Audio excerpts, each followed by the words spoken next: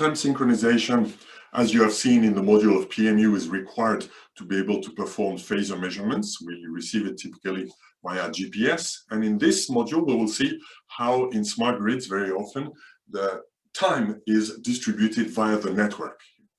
So time synchronization is, of course, necessary for being able to measure phase angles, by definitions of the phase angles. They are necessary in other contexts as well, regardless of whether we have PMUs or not. It's necessary for aligning measurements when we want to have an overview of what's happening in a network or in a complex system. It can be a smart grid, it can be also any large-scale system that is being that's being controlled remotely. We measure things on every device, and then if we want to see what is happening, of course, we need to make sure that the time at which the measurements are done is known exactly. Otherwise, if we think some piece is accelerating here and it's not accelerating there at another point, if it's not at the same time, that can be perfectly normal. If it's at the same time, then there might be a problem that can help you in the diagnostic. So we need also this for time aligning the measurements. We will also talk about security a bit later. In security also, we have typically keys that are distributed and are valid for some amount of time. So if your time is locally not known, then your security mechanisms will not be working well. Those different types of timing needs lead to different accuracies. The most accurate measurements are required for phasor measurements. For security, you need an accuracy at the time scale of a second. So you have different systems for different needs. You've seen GPS in the context of PMUs. Now we will discuss PTP and White Rabbit, which are using the network to distribute accurate clocks. And all of us, whether we know it or not, are using a protocol called NTP, which is used to set up the time of all our network, of all our computer and smartphone clocks here.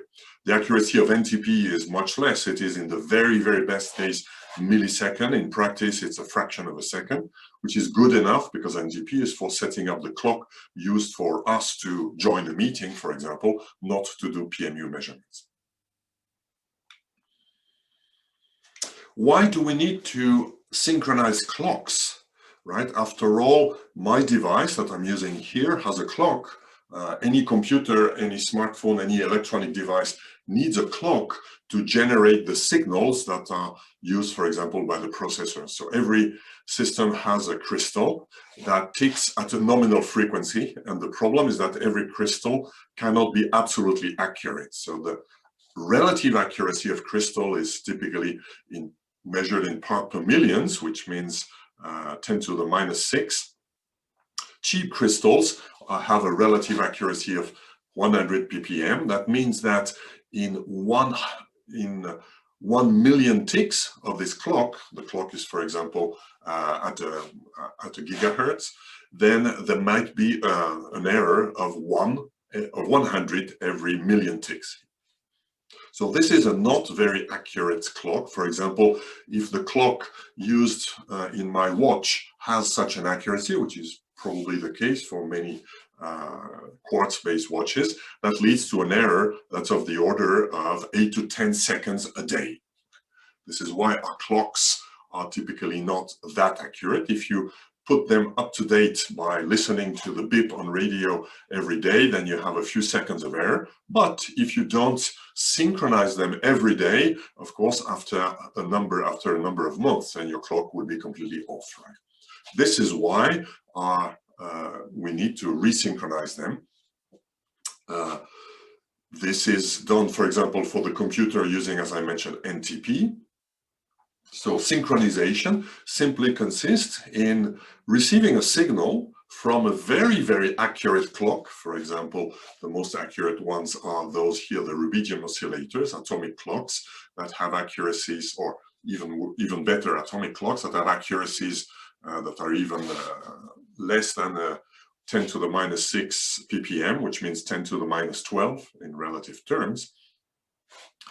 So Some systems, for example, if you go to heurexact.net, has an atomic clock that is extremely accurate, and then you can simply, on your computer, go to this website and synchronize your watch. Of course, when you do this, there will be errors. Those errors are due to the time it takes for you to read the signal on your screen, change the time on your clock, and also for the signal to propagate from the source of the clock to your screen here. So time synchronization is exactly this. It is about changing the offset of your clock to match a reference clock. And typically we will receive it over a network, at least in the context of smart grid.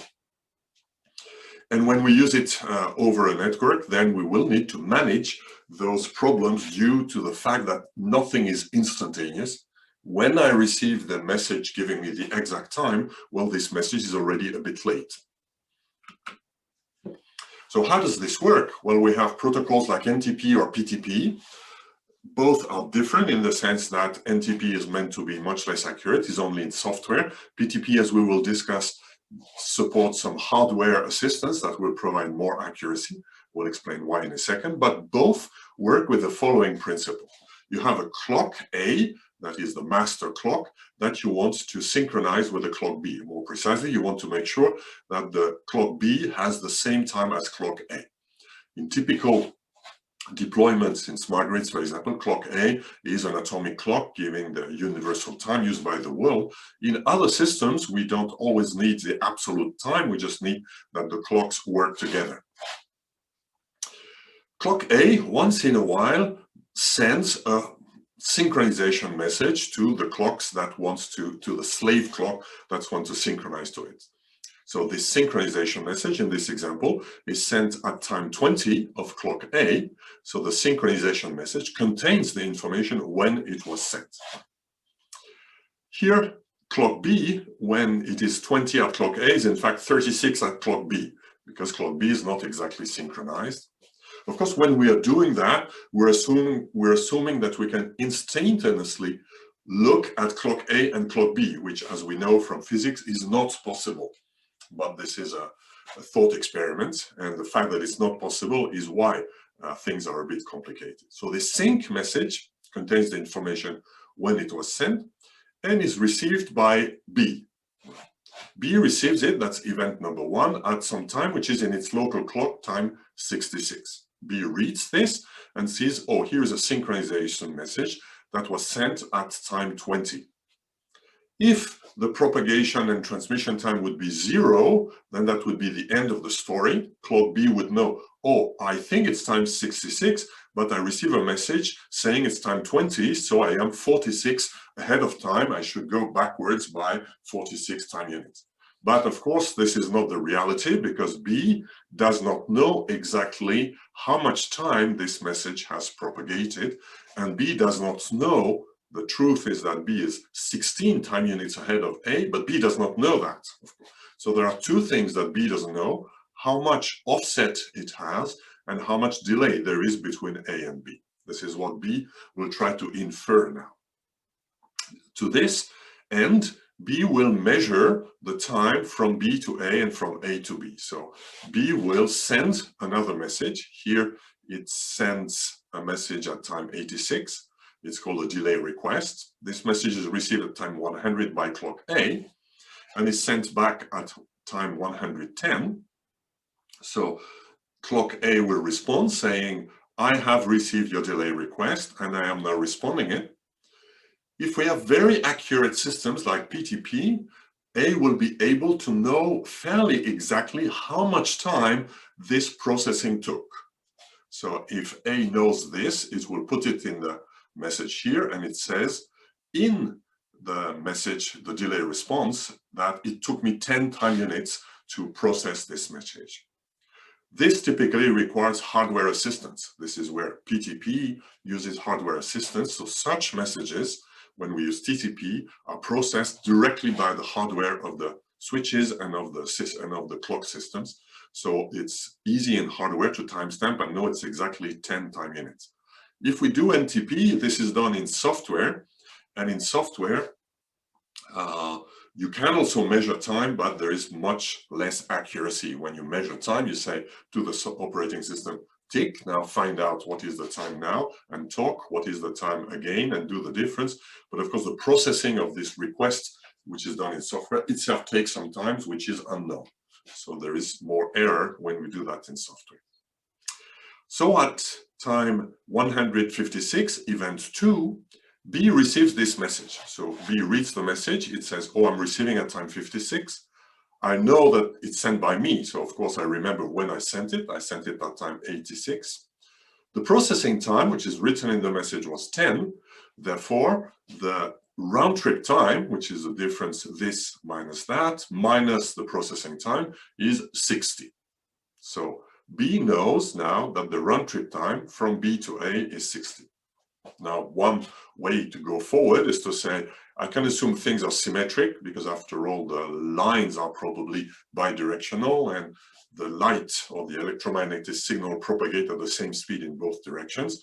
Therefore, I will conclude that the one-way delay is half of it is 30.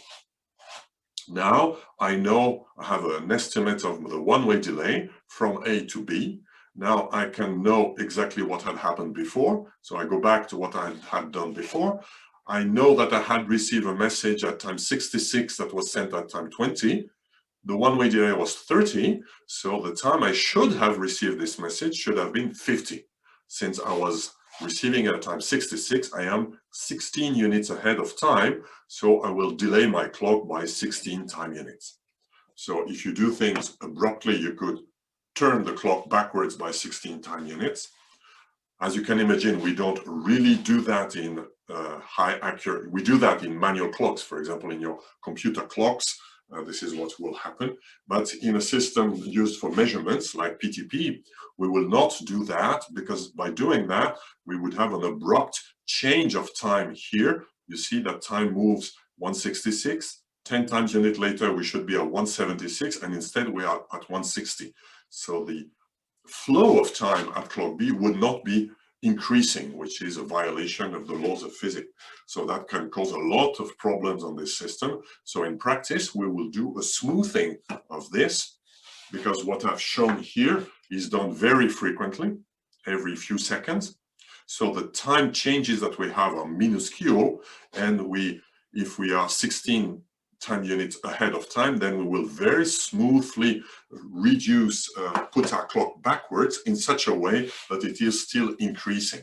For example, here, instead of going from 166 to 176, we would go from 166 to 175.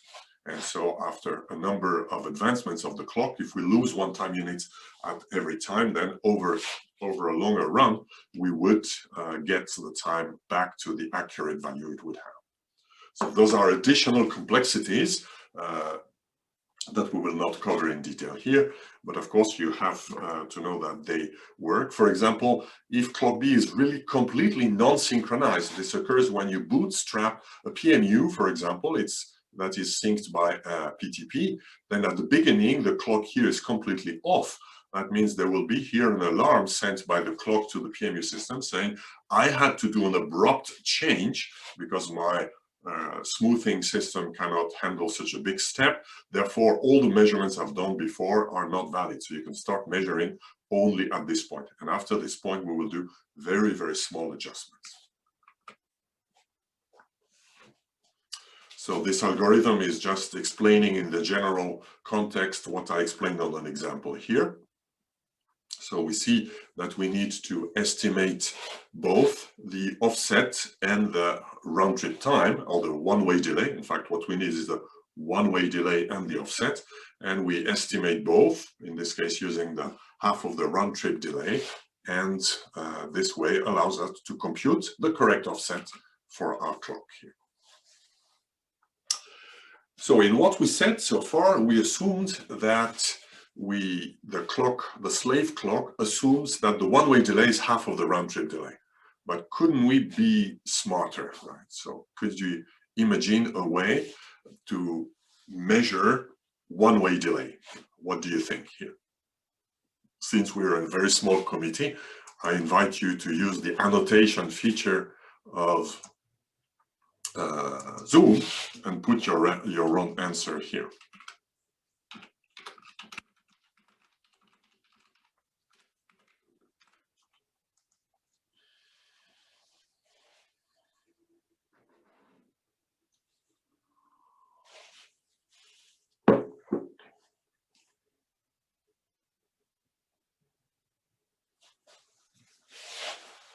Or you can open the microphone if you prefer, and we can you can give your what you think.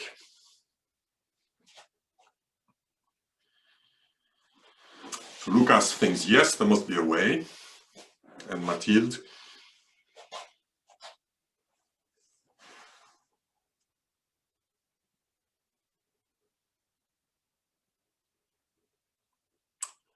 It depends on the network topology, which is very wise. Well, unfortunately, and this is very surprising, as we will see, there is a fundamental result here.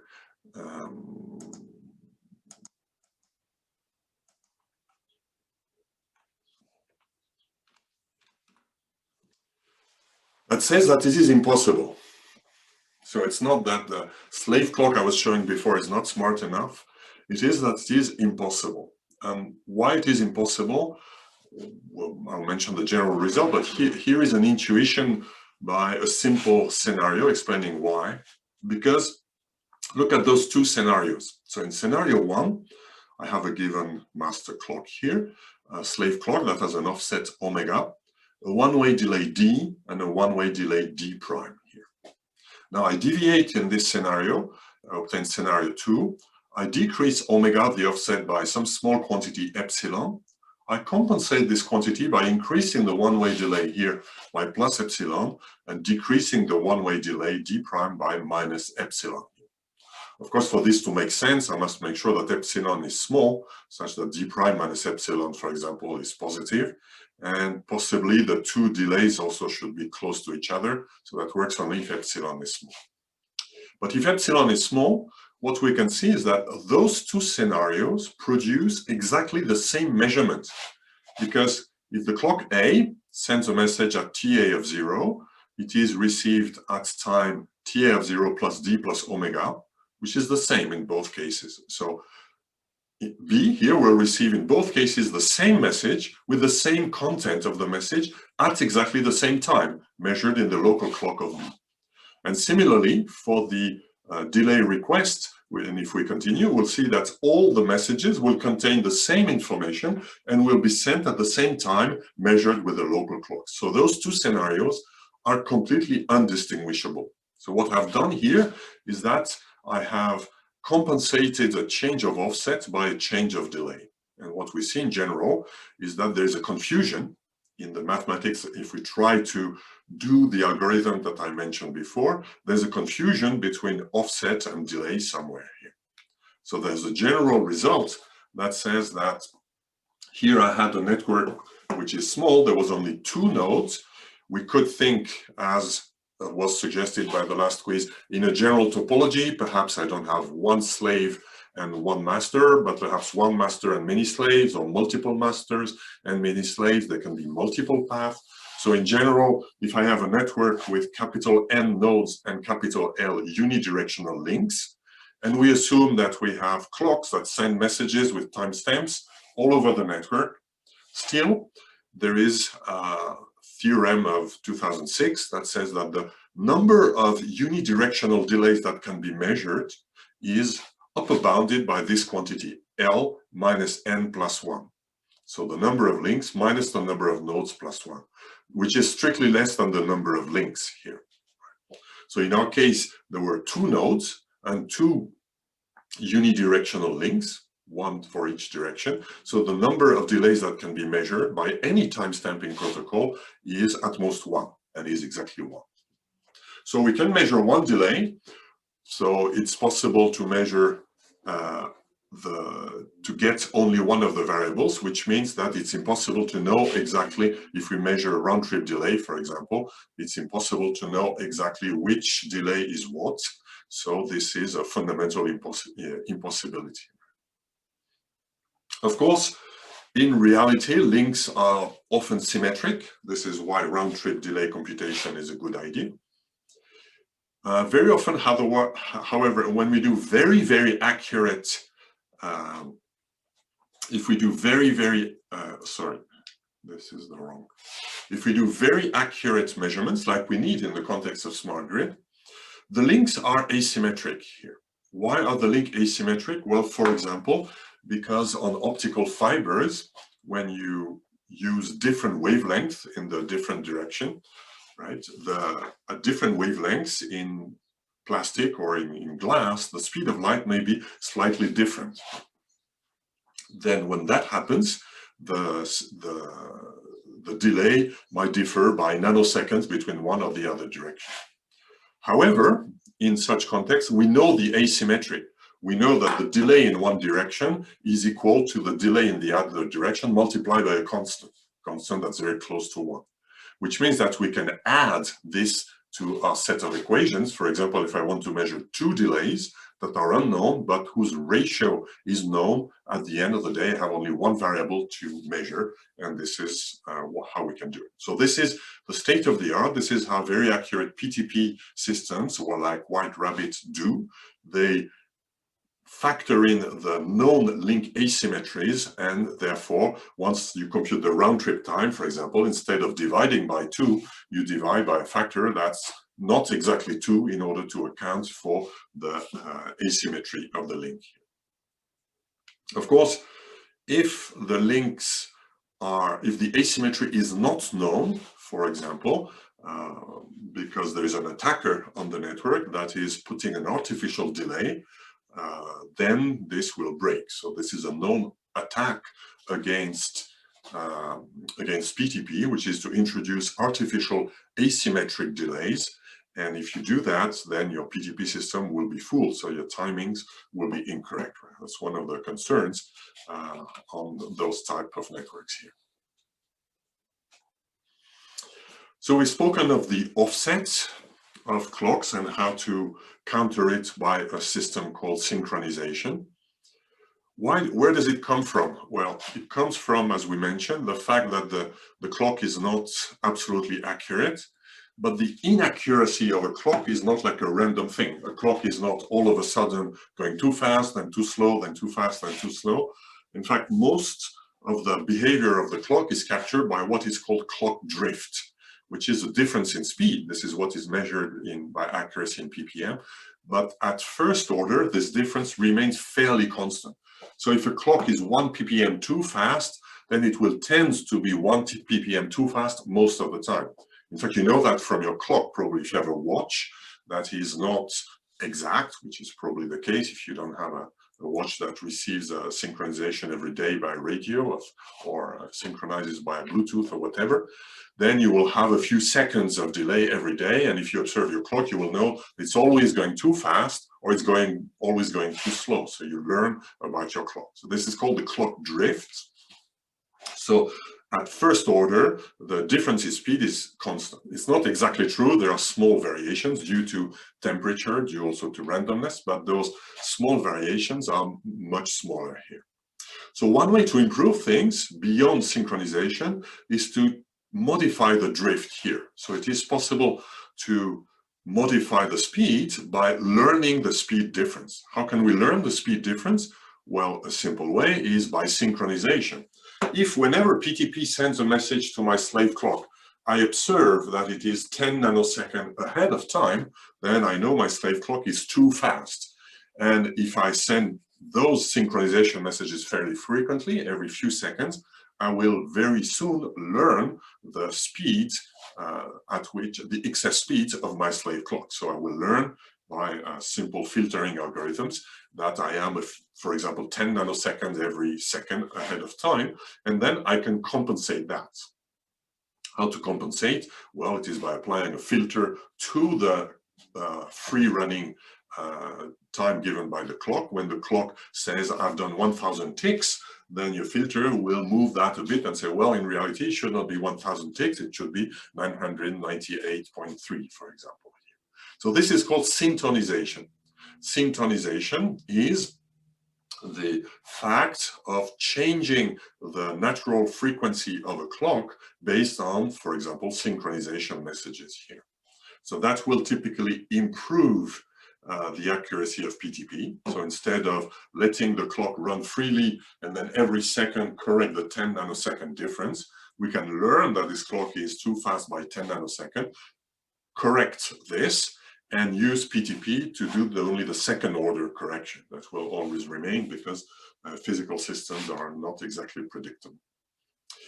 In very accurate systems like White Rabbit, there is additional mechanisms that are used, which is based on Synchronous Ethernet. Most networks that we have seen in this or other courses are based on Ethernet or variants of it. Ethernet is not synchronous. So synchronous means many things. Here, I'm not talking of time synchronization like we did when we talk about PTP.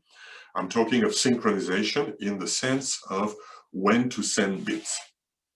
To make a long story short, in communication networks, we send bits of information. So if a sender sends a train of, let's say you send a packet, 10,000 bits, when the receiver receives it, you have to first go from physical system to bits. How do you go from physical system to bits? Well, you sample a channel and you try to detect what information is sent. That's very similar to the sampling system you've seen for PMUs. And you have all the problems that you have with PMUs. If the frequency of the receiver is not exactly equal to the frequency of the sender, then you will have alias. You will have problems with detecting exactly the bits.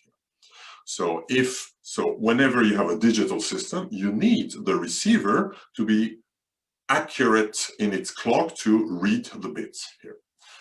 How is it done? Well, there are two ways to do it. In fairly old systems used in telecom network, in the backbones, in some of the backbones of cellular networks, for example, there is a protocol like White Rabbit PTP that will send very accurate signals to all clocks, so the entire network is synchronized, and then the problem is solved. But that's very complicated and very expensive.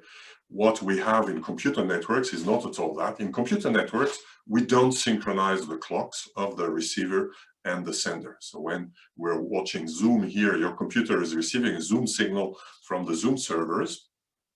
The Zoom server clock that sends the message to your system is not synchronized to our system, at least at the level of the bits for sending packets.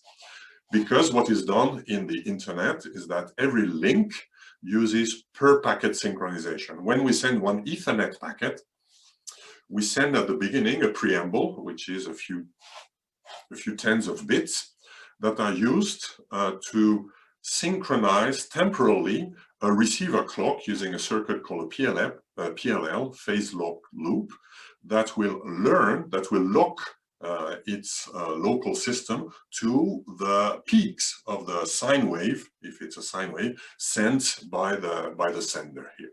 So this will resynchronize, and this synchronization will work for a few microseconds or less, which is the time it takes to send one packet. So the reading of one packet will be okay. Then, when one packet is read, we force some idle time when we resynchronize for the next packet to come here. So in computer networks, we don't synchronize globally the clocks of the two systems that are communicated. Instead, we synchronize the receiver circuitry on the Ethernet or Wi-Fi adapter that receives the signal for the duration of one packet, and it is resynchronized at every packet. So this is what is called asynchronous transmission here. And the clock that is used for reading the packet, which is derived from the signal using the local circuit clock derived from the signal, is not synchronized to the clock of your computer. Therefore, there might be small changes, but this is taken care of by buffers. The packet that is being received is put into a buffer and then is read with the clock of the native system that is not synchronized to the clock with which you received it. And this is okay as long as you don't have links that work at 100% of their capacity. If we really send packets at 1 gigabit per second over a gigabit per second Ethernet, and there would be 100% of the time packets being sent, then those small differences in clocks would sooner or later lead to problems. There would be buffer overflow, for example, on the Ethernet adapter. But in the context of computer networks, this is business as usual. We will always hope that there is some flow control or congestion control mechanisms to prevent this from happening. So this is how computer networks operate here. If you want to be more accurate in terms of clock, you can use what is called Synchronous Ethernet, which means that, contrary to what I said here, we do like in the backbone communication networks, we synchronize all the clocks of all the devices. We synchronize it's not exactly a synchronization, we syntonize, by using the sine waves, like I explained before, sent by the transmitter that is recovered by the receiver. But we use this local information to adjust also the frequency of the main clock of the receiver here. And if we do this, then all the Ethernet cards of the whole network are completely synchronized, which means they have exactly the same frequency. We don't say they're synchronized because their offset is not known, because for communication, we don't need an offset. All we need is that when we send 10,000 bits, the receiver sees exactly 10,000 bits. So we don't need the absolute time, we just need the frequency. So this syntonization can also be used. It's very expensive. Typically, having synchronization of entire nodes here requires a lot of safety margins, a lot of engineering. This is why it's not done for most networks, but in the context of very accurate networks, it is done. Now, if we do that, that means that the clocks at first order, all the clocks of all devices in my network have the same frequency. At first order only. Once in a while, there can be a little slip, so that we still need a protocol for correcting the offset, but the offset's corrections will be very rare and very small here. So this is what White Rabbit does. This is the Cadillac of a synchronization system. It is very accurate and does both this physical layer synchronization in addition to the timestamping message I've said before. In the calculation I showed a few minutes ago, when I spoke of a timestamping protocol here, A sends a message to B, B computes the round trip time, divides by 2, and based on that sees what is its offset.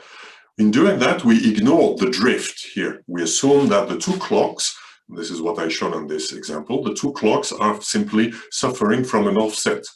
But typically, if that happens, this is because clock B, which is ahead of time of clock A, probably is faster. So what should we do about it here? How could we solve this problem? Again, I invite you to choose an option or send a comment by using the Zoom annotation.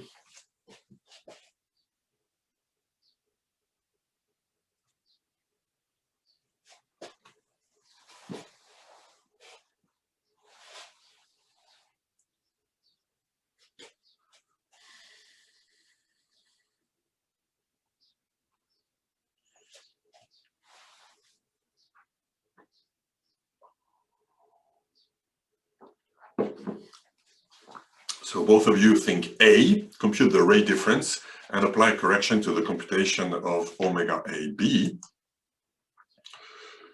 which of course is possible, but is perhaps not necessary because,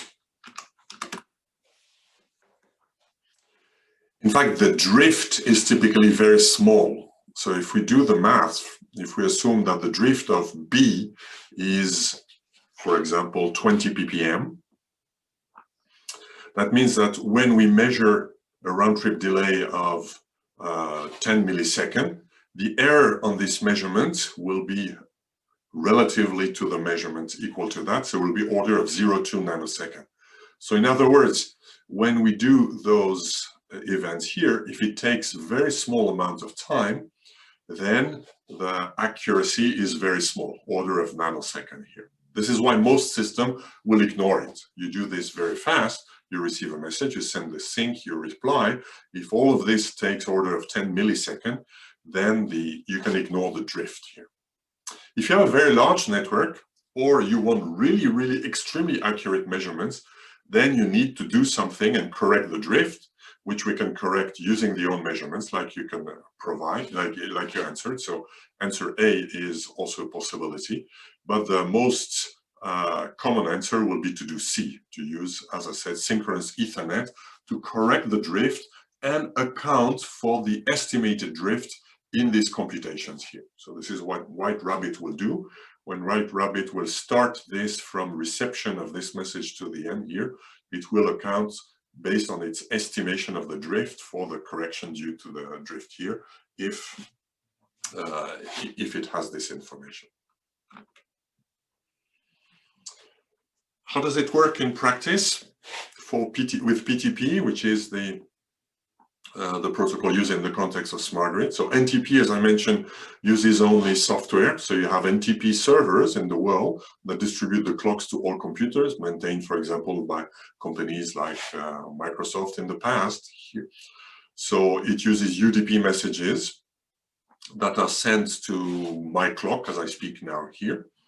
When we use PTP, it's a bit different because the problem is queuing delays. Right? When we do things over software or using UDP packets over the internet, we don't really know how much time the packet will take to travel through the network.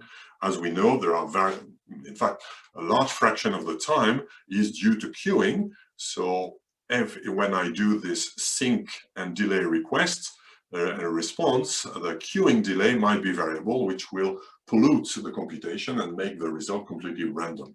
This is why the accuracy of the NTP is much less than that of PTP. With PTP, we do something if we have intermediate systems and we want the maximum accuracy provided by PTP, we must make sure that of two things. First, the systems that are in between, so it's called here a transparent clock, it's a switch, a layer 2 device, that will forward this sync, delay request, delay reply messages, but it knows that those messages are PTP messages. It will not forward them like a standard Ethernet frame or IP packet like we do for NTP here. It knows it's a special message. So there are two ways to do it. Either you have a cheap PTP switch that will simply give priority to those messages, like we've seen using priority mechanisms last week, that will guarantee that the delays can be very small.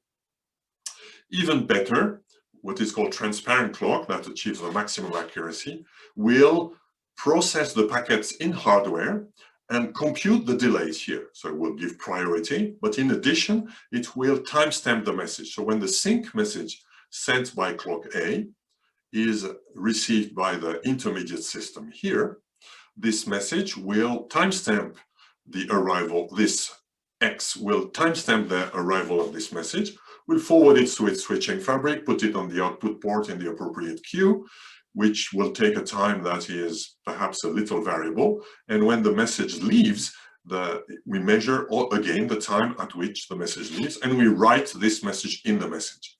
For this, you need hardware assistance. You need to measure, write in the message. When you measure, it takes some time. When you write into the message, you modify the message. So if you do that in software, the accuracy will not be very large. So this is typically done in dedicated circuitry for this type of messages. The slave clock B will receive the message, and it will know the time spent in the intermediate systems. If there is more than one intermediate system, this time will be accumulated here. So the only offset, the only difference in time from this to here that needs to be evaluated is the true transmission and propagation time.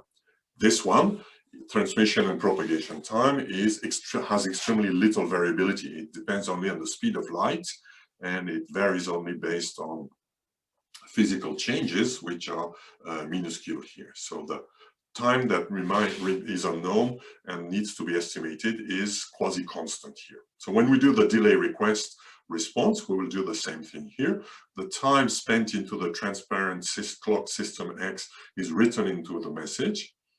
the time spent here, I'm assuming there was 0 delay at the when echoing the system here.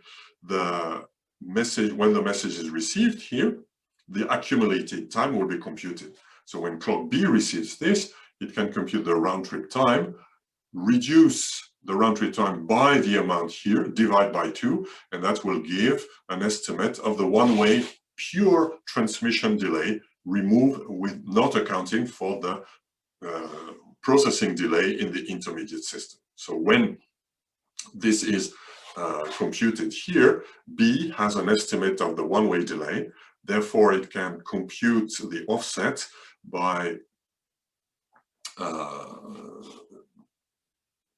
doing the computation we saw before, and also subtracting the 346, that was this delay of the clock here.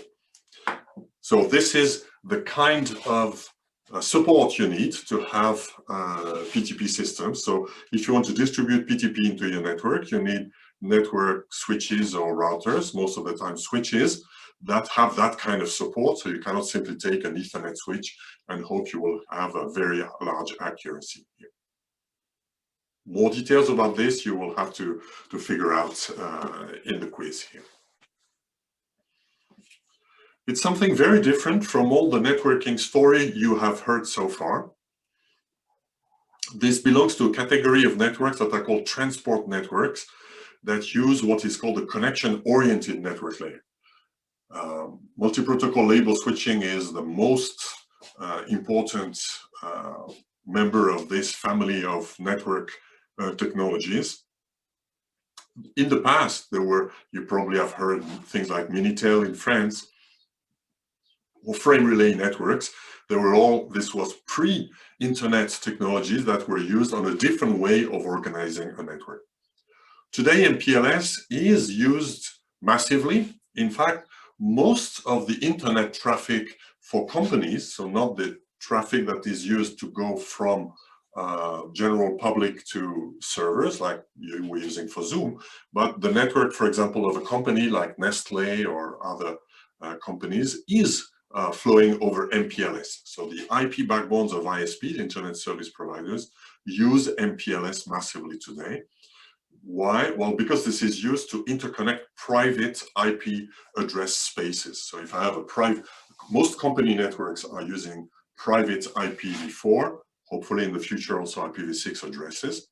If you want to carry this information over the internet, well, you cannot carry them as native IP packets, of course, as we have seen already in the computer networking course. You do tunnels, IP and IP. Another example of tunnels is MPLS. In smart grids, this is also very, very used here. So how does MPLS work? Well, MPLS uses packets like IP packets, but the information that is contained in packets is not the destination address, it's a label. So what is the principle here?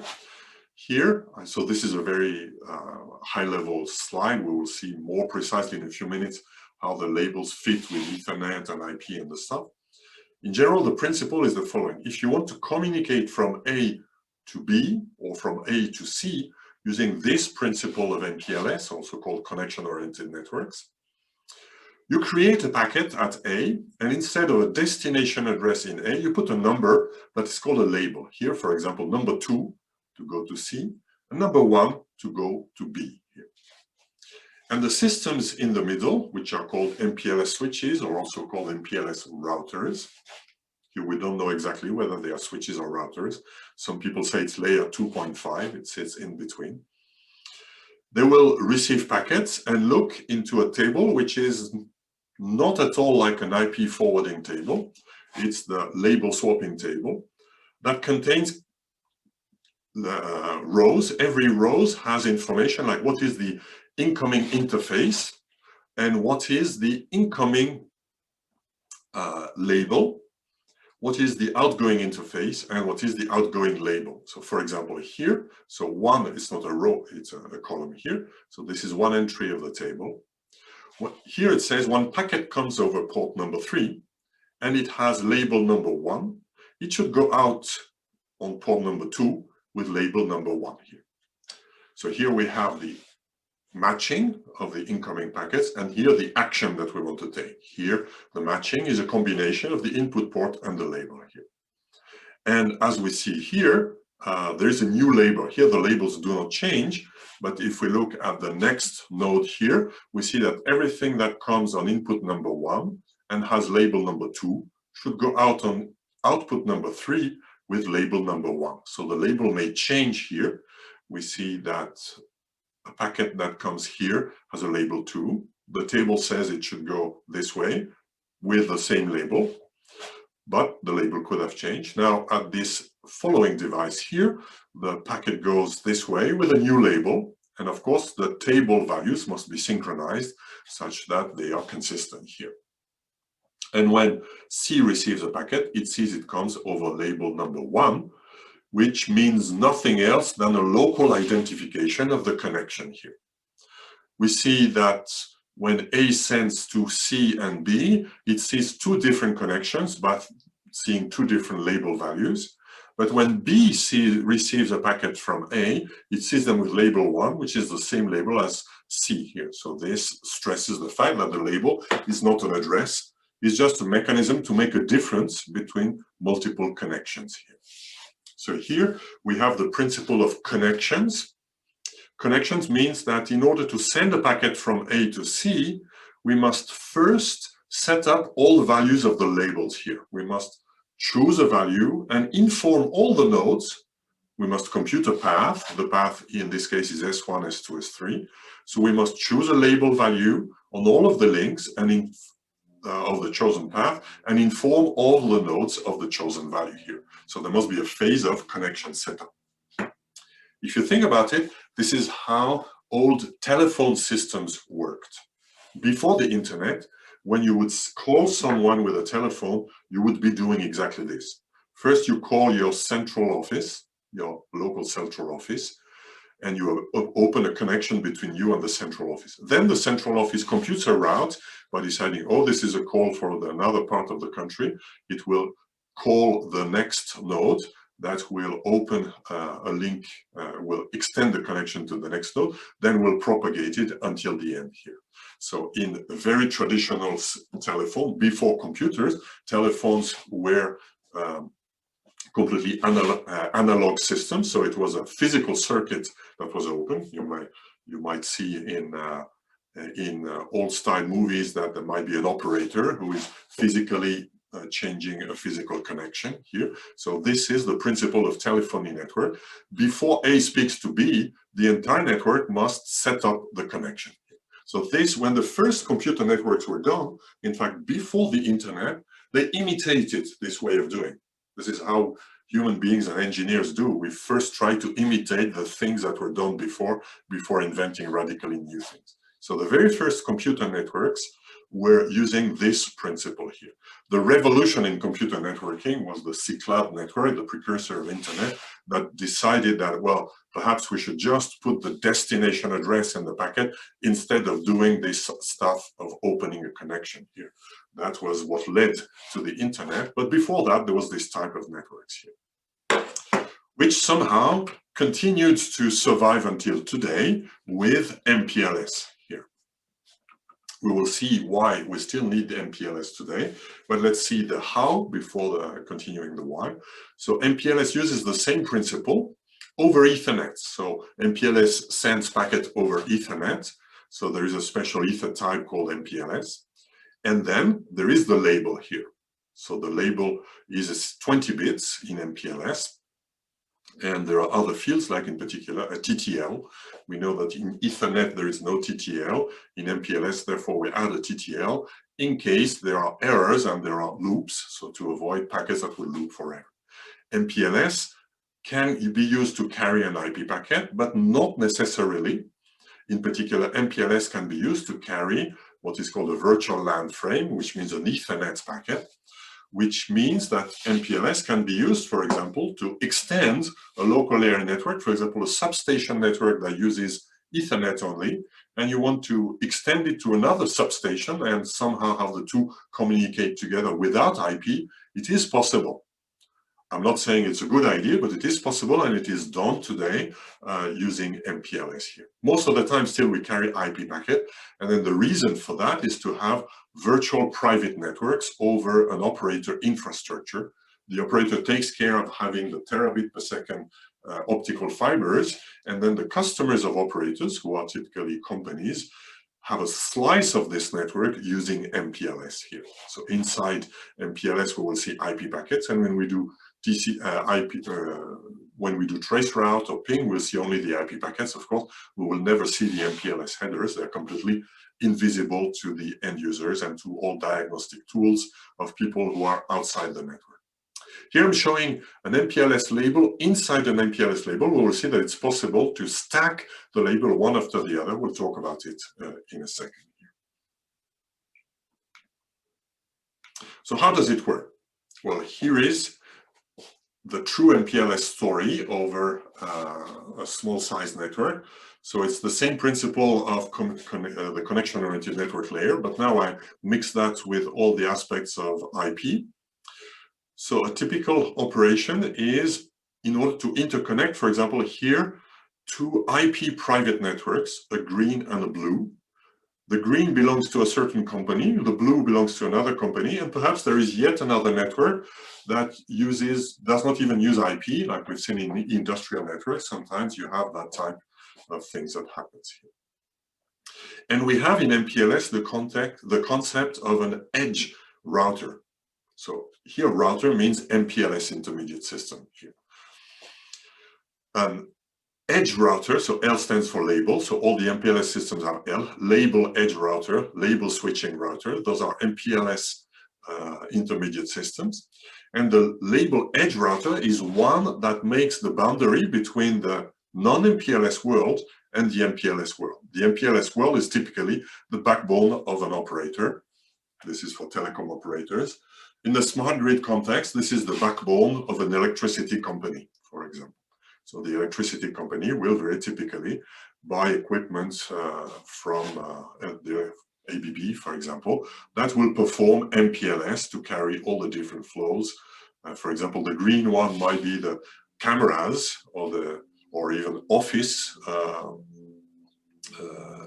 the different office of the electricity companies. The blue one might be the smart meter infrastructure, and the red one might be some old style control of substations, for example.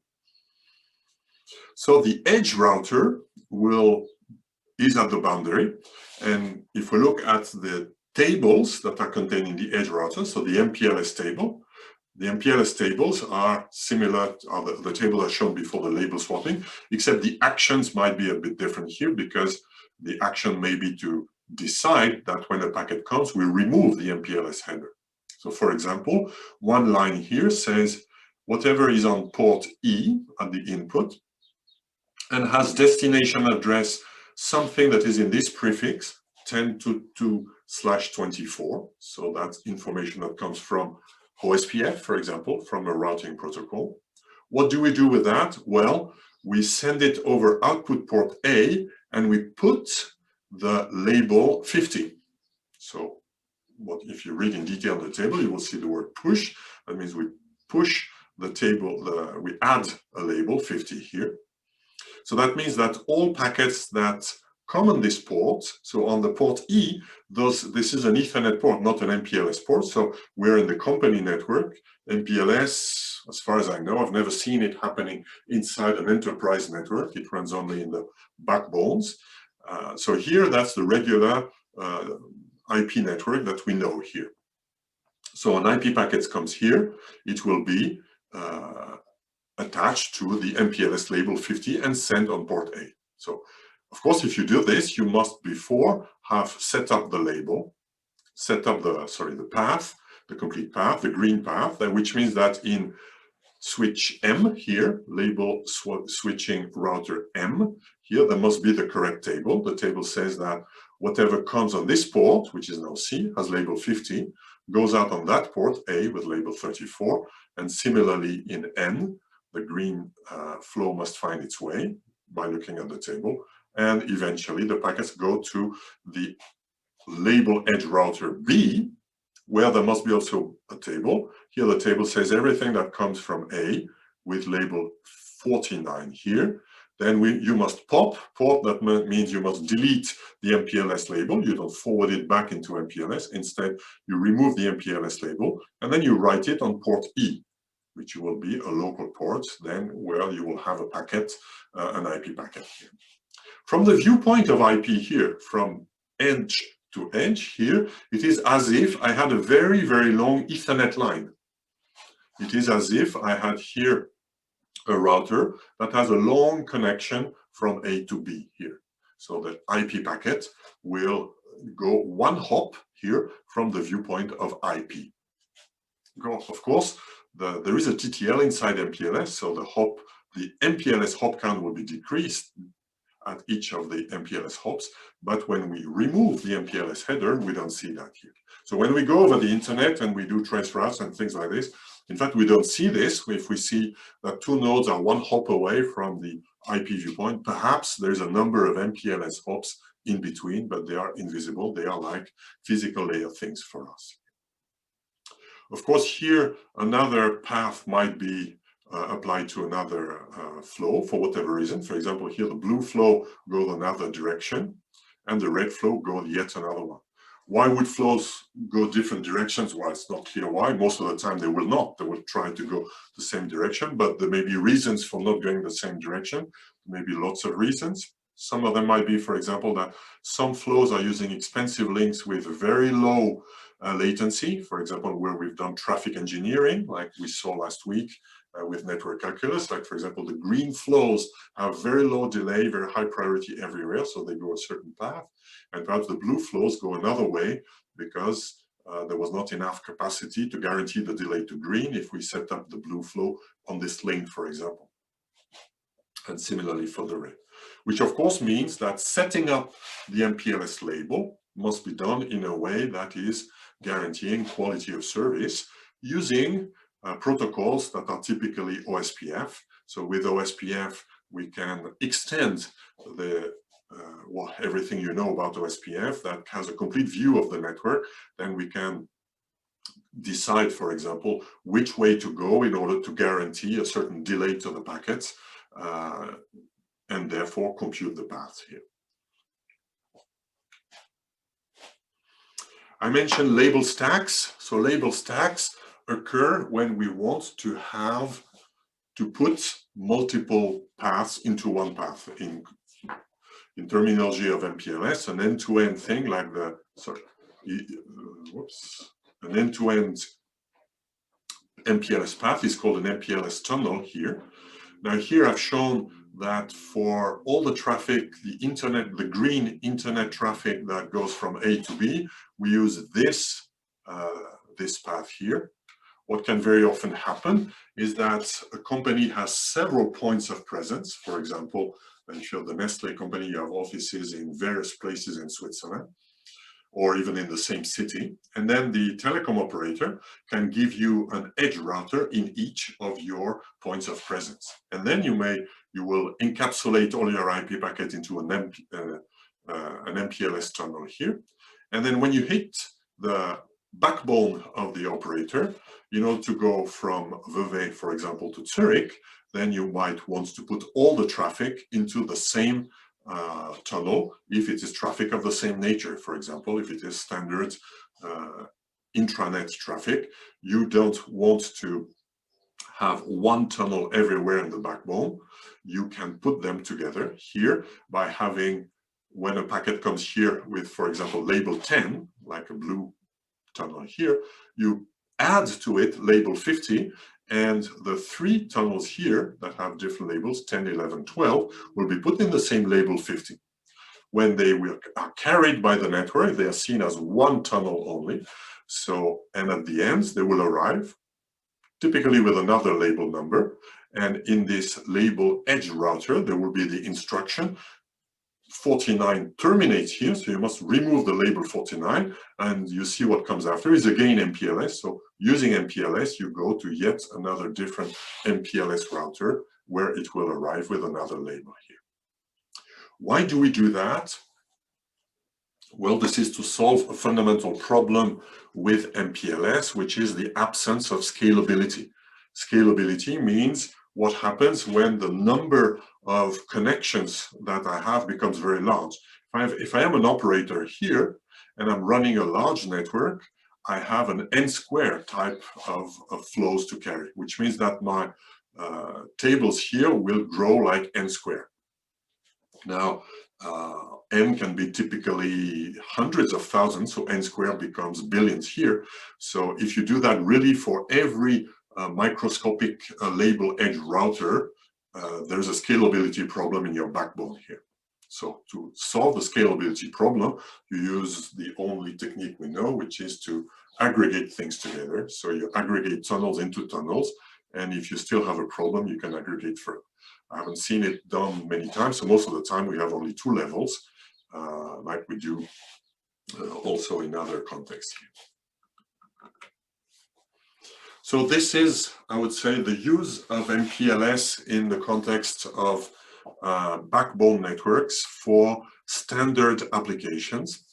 And the main use is to be able to separate the backbone infrastructure. If you're a large worldwide carrier like AT&T, for example, you serve the whole world, and you can provide via MPLS, you can provide fractions of your network that appear to be completely private networks because there's not even anything IP here. So from a security viewpoint, it's wonderful because all the attackers of the world, they don't even see that there is any separation of traffic here. In the context of a smart grid, there is another use which is very frequently done, which is called fast reroute here. One of the concerns in smart grid is fast recovery of in case of failures.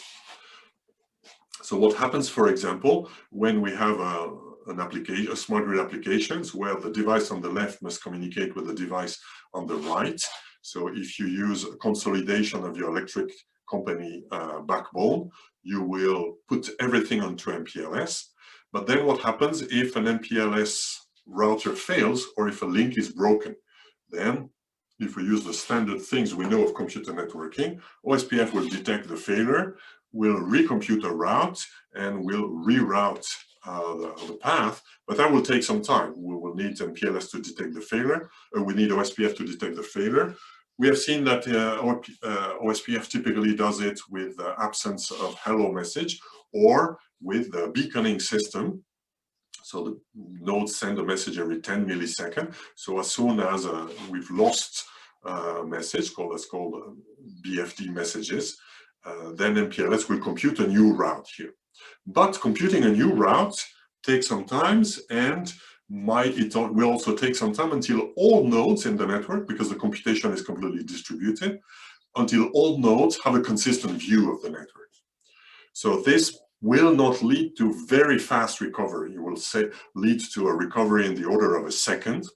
In smart grid application, there is an alternative which is called fast reroute that does it typically in less than 50 milliseconds. Well, the idea here is you set up a path like the green path, and at the same time you set up this path, you set up a backup path.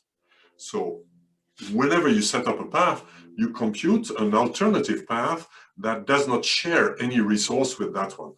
Here it's sharing the edge node. I'm assuming there's a single edge node. If you want to be extremely reliable, you would have 2 edge nodes.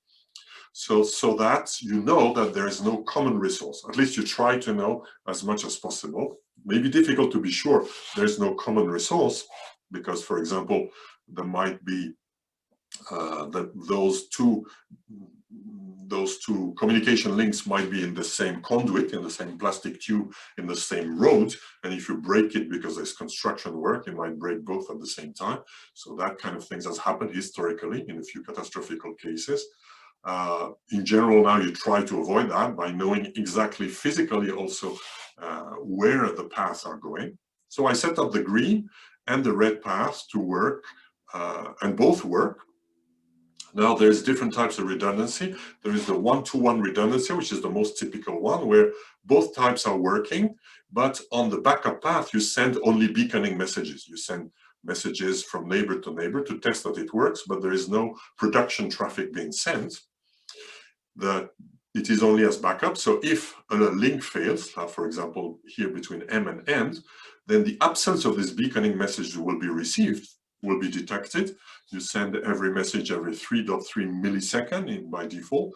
That means very quickly, after a few times of 3 milliseconds, or 10 to 20 milliseconds, you will detect that the path is broken. So A will no longer receive from B a beaconing message and B from A. So A will see, oh, this path looks suspicious to me. Let me switch over all traffic to the red path. Since the red path is already set up and works, the only time you need to do this is the time to detect the loss here. So this is, I would say, the state of the art in MPLS backbones for smart grids today and in the future. We use this so-called fast reroute mechanism to repair losses very fast. There are even in substation context and in other contexts also, there are even more paranoid mechanisms that are called PRP. If you have a device that really requires very, very fast recovery of error, one alternative is to duplicate everything here. So PRP is called a parallel redundancy protocol. It works at layer 2, and it consists in making 2 twin Ethernet networks here. So, for example, here you have all the green stuff that's talking to all the green. If you have a device here, it's called dual attach system. Every system sends over 2 Ethernet interfaces, and those 2 Ethernet interfaces go over 2 completely separate networks here. And if anything fails, then you receive 2 copies of all packets. And of course, in the end systems, you have a mechanism to detect the duplicates and remove the duplicates. So you number all the packets at the MAC layer.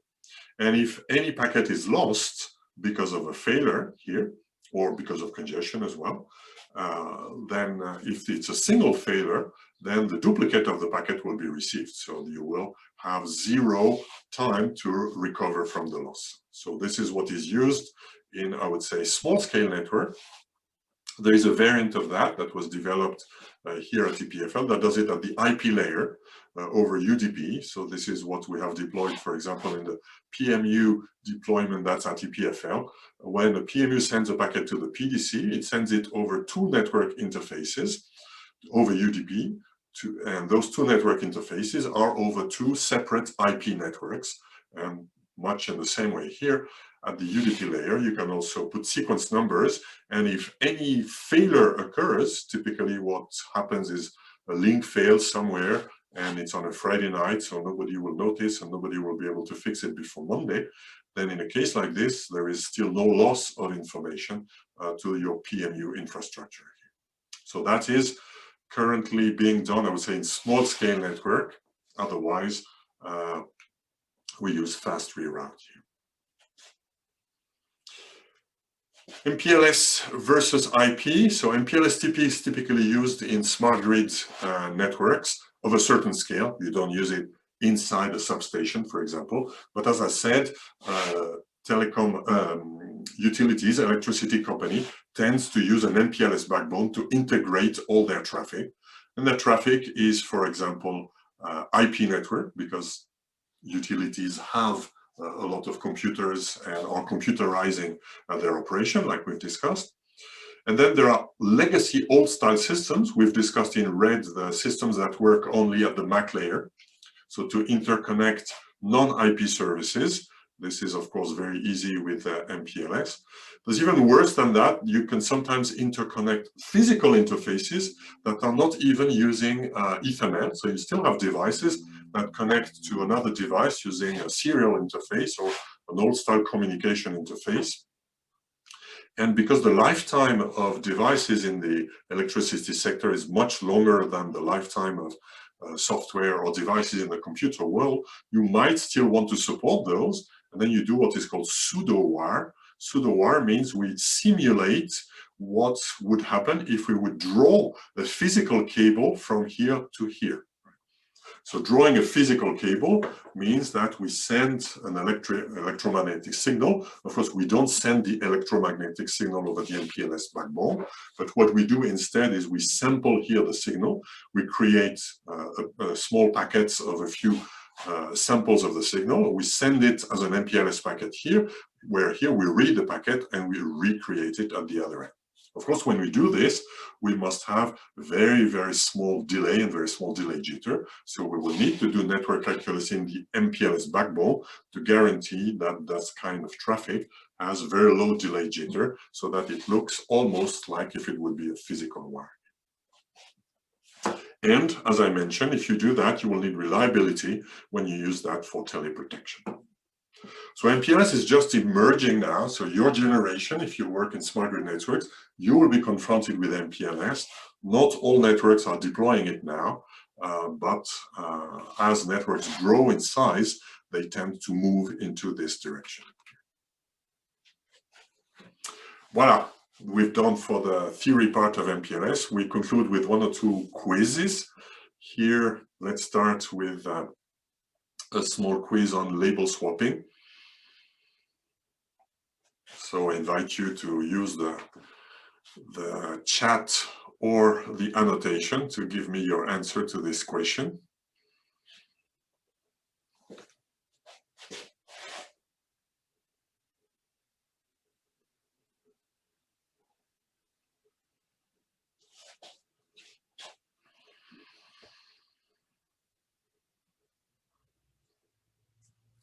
So B, the combination port label uniquely identifies an LSP in a given router. This is true, but A is true as well. So it is also true that if I have on one same port of a router or of a machine in general, I cannot have two different LSPs, means label switch paths, cannot have the same label because a label, this means a connection here. Different connections must have different label on the same ports. Like here, if I am on port B of the router here, the blue and the red must have different numbers. But the same number can be occurring at different points in time. Here we see 49 for the green and 49 for the blue, but they are at different ports here. Okay, let's continue with another question.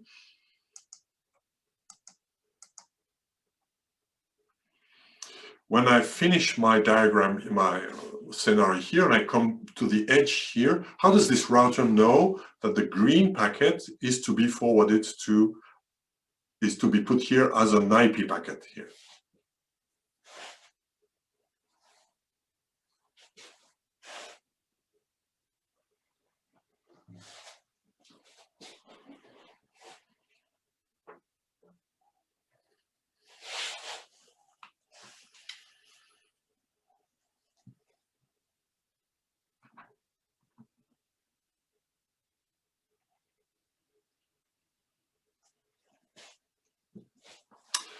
So one answer is A, the answer is B, and the correct answer is none of the above, but admittedly it's very hard to know, but this is how it is. Because if you look at the MPLS label here, you will see that there is no information about the packet, the type, right? Here, this is an IP packet. How do I know I receive an IP packet? Well, normally it's because I receive it over Ethernet, and over Ethernet, it is written here, this is an IP packet. This is how Wireshark displays that this is an IP packet. But here, this doesn't work because the Ethernet header carries an MPLS packet. So the Ethernet header says it is MPLS. So we would expect that in MPLS, there would be the information that it is Ethernet, but there is not. If you look at it, you don't find it. So it's not in the MPLS header. Why not? Well, it's not clear why, but this is how things are. There's probably good reasons. The standard bodies must have discussed during years of why to do it or not. So there must be good reasons, perhaps to keep the header very small. So the information is not available in the packet. So it must be out of band. It must be done that B knows that 49 is IP. Also, we cannot read, it's true that if we receive an IP packet, we can read inside the packet and see it's IPv4, for example. But we don't know whether it's an IP packet, so that can be an Ethernet frame for VLAN, for example, or it could be an IPv6 packet. So we could, if we don't know the nature of it, we cannot decode it. Of course, we could do heuristics based on deep packet inspection. That could be done, and this is what typically is done when we spy on networks. But if we want to be sure, this will not work. So the true answer is it's none of the above, because it is done offline. And it can be done offline because it's connection oriented. There's the concept of a connection. LERB, when it receives the green traffic, cannot receive it from the blue. It's not like a router. When I send packets to a router, I don't need to inform the router that I will send packet to this destination. The router needs to have its routing table. But whether there is some traffic going to a destination that is served by the router or not, the router doesn't know. The router will just forward the packet if any packets come. With MPLS, it doesn't work like this. In order to use this router for an MPLS traffic, you must ask the router to do it. Remember, it's like the telephone system model. In order to call someone, you must have that all the telephone switches on the path agree and do the necessary stuff to carry this call here. So here's the same thing. B knows there is this green thing, and when we set up the green tunnel here, the green LSP, we give the information about the labels, but also of the nature of what is carried here. So here it will be, for example, saying this is IPv4. So this information will be available in the table of the edge router, and therefore it will know now this is an IPv4 packet. Or not, it can be a VLAN packet, that means a packet that has a VLAN header, or an Ethernet packet that does not have a VLAN header, etc.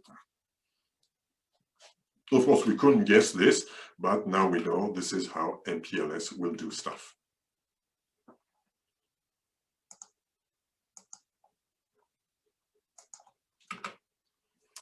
Voila. This is all for this advanced part.